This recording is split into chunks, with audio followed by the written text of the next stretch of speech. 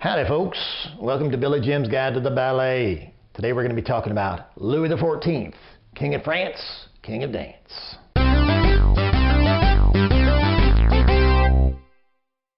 So, why are we talking about Louis XIV anyway? Who was he? Well, Louis XIV, if you want to know it like this, he was a dude that pretty much just pushed everything forward. Ballet was sitting there going, oh, I'm a young child, a young sapling, a young chickie I'm just coming out of my egg. And old Louis, he said, oh, that's fine, I like it. Ready? Go!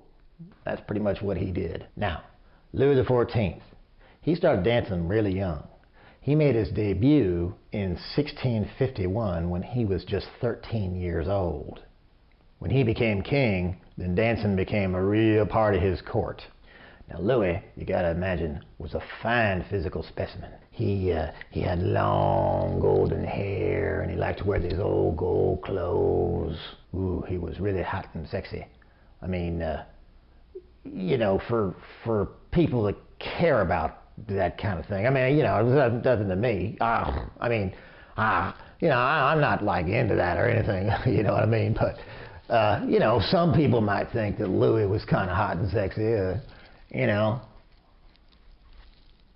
Anyway, so when Louis becomes king, he starts performing ballets for people. Now, why does he do that? Because he wants to get the people on his side. He wants to get the courtiers on his side, too. Who are the courtiers? Well, they're kind of like the toadies of the day. But, you know, some of them had some power. So, you know, we wanted to get him on his side. Also, he loved to be loved. Like everybody. Louis, now, he played all kind of different parts. He played war, and he played Europe. But probably the biggest part that he's remembered for is playing Apollo. Okay? In 1661, Louis XIV, he establishes this place called the Royal Academy of Dance. Now, first, it's not very popular, right? But then the nobility figure, ooh, maybe we ought to start getting in on this thing. You know why? Because court etiquette dictates it so. You see, the nobility was supposed to do three things. One of them was bearing arms, you know, fighting. The other one was horseback riding, which was, you know, horseback riding. And the other one was dancing. Dancing was suddenly important, so the upper crusty folks, they all fall in line. And it becomes real important to do it right. You don't want to make an ass out of yourself in front of the king. No, sir. No, you do not. Let me tell you the story about this dude named Montbrun. Montbrun was an aristocrat. And he got up one day in front of the king and he was dancing, and then he fell. He was like tripped and he was like, he tried to cover it up and he was like flailing his arms around and stuff. You know what happened to him? They laughed him out of court. They laughed him out of court. Well, all nobility saw that, and what did they do? They said, oh, no, that's not happening to me. So suddenly, the dance schools started springing up all over. There was like 200 of them that opened up in Paris in the 1660s alone, all to keep these young noblemen from making asses out of themselves in front of the king. Now, Louis XIV, being a king, he wanted to spread his kingly power, naturally.